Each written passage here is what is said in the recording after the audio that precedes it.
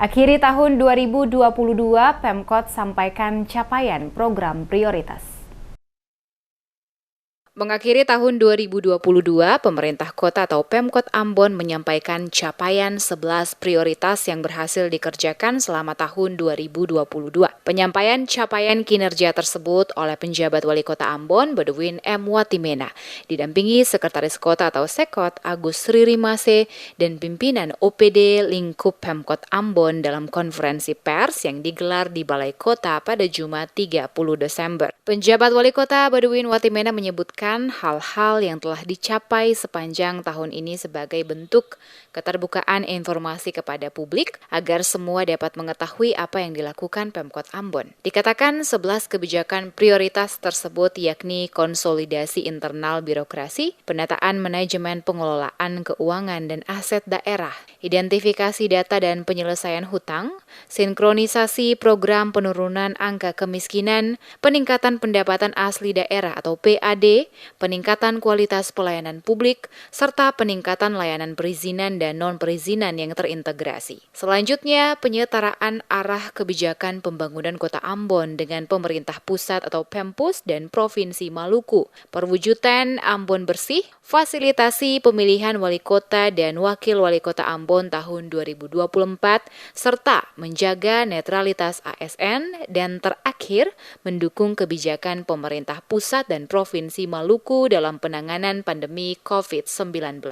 Dijelaskan untuk kebijakan prioritas yang pertama yakni konsolidasi internal birokrasi akan berujung pada pembenahan birokrasi di lingkup Pemkot di mana proses sesuai ketentuan telah dilakukan mulai dari penilaian Badan Pertimbangan Jabatan dan Kepangkatan atau Baperjakat, tapi juga uji kesesuaian atau job fit terhadap para pimpinan tinggi Pratama. Terkait dengan kebijakan itu, hasil job fit telah disampaikan Pansel dan selanjutnya pada Januari 2023 akan diteruskan kepada Menteri Dalam Negeri untuk mendapat izin pembenahan birokrasi sesuai hasil tersebut. Sementara itu terkait sinkronisasi program penurunan angka kemiskinan, ujarnya di tahun 2021 persentase kemiskinan sebesar 5,02%. Sebab itu untuk menurunkannya, seluruh proyek yang dilaksanakan tahun 2022 lebih banyak dikerjakan dengan pendekatan padat karya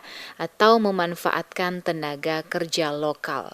Watimena bahkan merinci semua proyek pembangunan Pemkot rata-rata dikerjakan oleh penduduk atau warga yang ada di sekitar lokasi. Tujuannya agar perputaran uang tetap ada di Kota Ambon dan masyarakat yang tidak punya pekerjaan bisa memperoleh pekerjaan sehingga berdampak pada penurunan angka kemiskinan.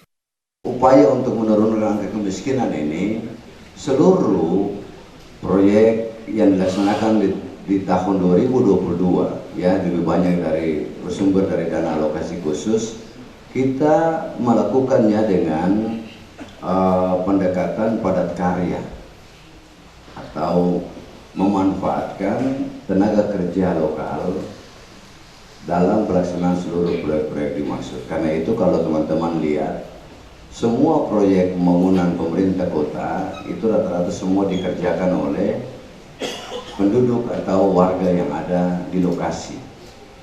Kita maksudkan untuk apa? Dengan minimnya proyek yang kita lakukan di Kota Ambon tahun 2022 sebagai akibat daripada refocusing anggaran untuk pembayaran hutang, maka kita maksimalkan supaya seluruh proyek yang dikerjakan itu memanfaatkan tenaga kerja lokal supaya perputaran uang tetap ada di Kota Ambon.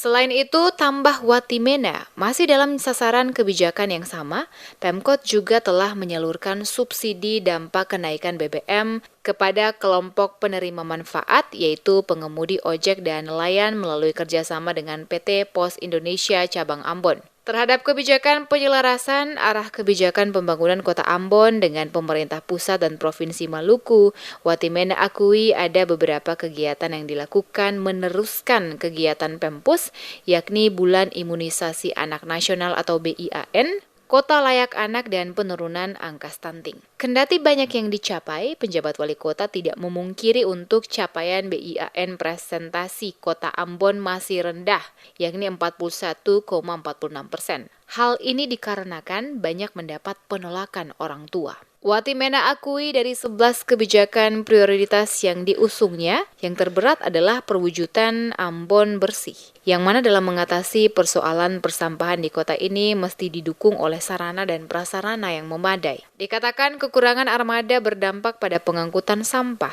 di beberapa wilayah, terutama di wilayah pinggiran, belum optimal. Mengatasi persoalan ini, lanjutnya di tahun 2023 pengelolaan sampah akan diserahkan kepada desa atau negeri dan kelurahan sehingga memperkecil ruang lingkup pengawasan. Dirinya berharap dengan kebijakan ini nanti ada penyesuaian tarif retribusi sampah karena selama ini Pemkot mengalami kesulitan karena belum dilakukan penarikan retribusi sampah kepada masyarakat atau keluarga-keluarga.